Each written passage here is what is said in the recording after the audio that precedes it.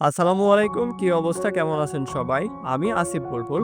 আজকেও আপনাদের সামনে চলে আসলাম বাংলাদেশ ক্রিয়েটরস কমিউনিটির বেশ কিছু আপডেট নিয়ে। প্রথমেই আসা যাক রাকিব হোসেনের কাছে। সম্প্রতি রাকিব হোসেন ইউটিউবের অফিসিয়াল ইনস্টাগ্রাম পেজ থেকে সরাসরি সম্বোধিত হয়েছেন। এটা বাংলাদেশি কন্টেন্ট ক্রিয়েটর এবং রাকিব হোসেনের ফ্যান্সদের জন্য অনেক বড় একটা পাওয়া। সাধারণত ইউটিউব কাউকে মেনশন করে কোনো পোস্ট করে না, তবে রাকিব হোসেনের ব্যাপারটা একটু অন্যরকম। কারণ রাকিব হোসেন আমাদের ক্রিয়েটর, আমাদের বড় ভাই। রাকিব হোসেনের ফলোয়াররা কমেন্টে আলহামদুলিল্লাহ লিখতে ভুলো না। আর এই আলহামদুলিল্লাহর আরো একটা বড় কারণ কি জানো তো?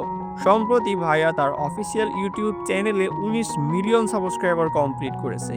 এটা সত্যি অনেক বড় একটা অর্জন। কংগ্রাচুলেশনস টু ইউ ভাই। নেক্সট আপডেট আসছে সানজিদা আপুকে নিয়ে। হ্যাঁ, রাকিব হোসেনের অন্যতম জনপ্রিয় একজন টিম মেম্বার। সম্প্রতি তিনি বেশ অসুস্থ। তিনি তার অফিসিয়াল ইনস্টাগ্রাম অ্যাকাউন্টের একটা স্টোরিতে এই সম্বন্ধে বলেন, শরীরটা বেশ খারাপ, সবাই আমার জন্য দোয়া করবেন। আর যে পরিমাণ ওষুধ তিনি খাচ্ছেন এটা দেখে তো যে কারোরই ভয় লাগার মতোই ব্যাপার। সো সবাই আপুর জন্য দোয়া করবেন।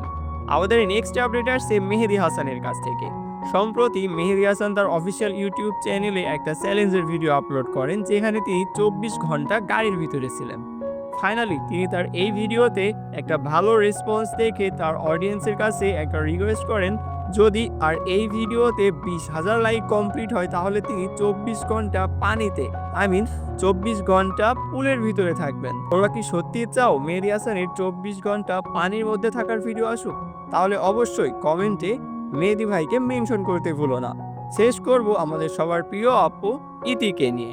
সম্প্রতি ইতি আপু তার অফিসিয়াল ইউটিউব চ্যানেলে ৮,০০,০০০ সাবস্ক্রাইবার কমপ্লিট করেছেন। So many congratulations to all of them. Thanks for watching. Bangladesh creators কমিউনিটির সব আপডেট সবার আগে জানতে অবশ্যই আমাদের চ্যানেলটি সাবস্ক্রাইব করে পাশে বেল আইকনটি বাজাতে ভুলবেন না।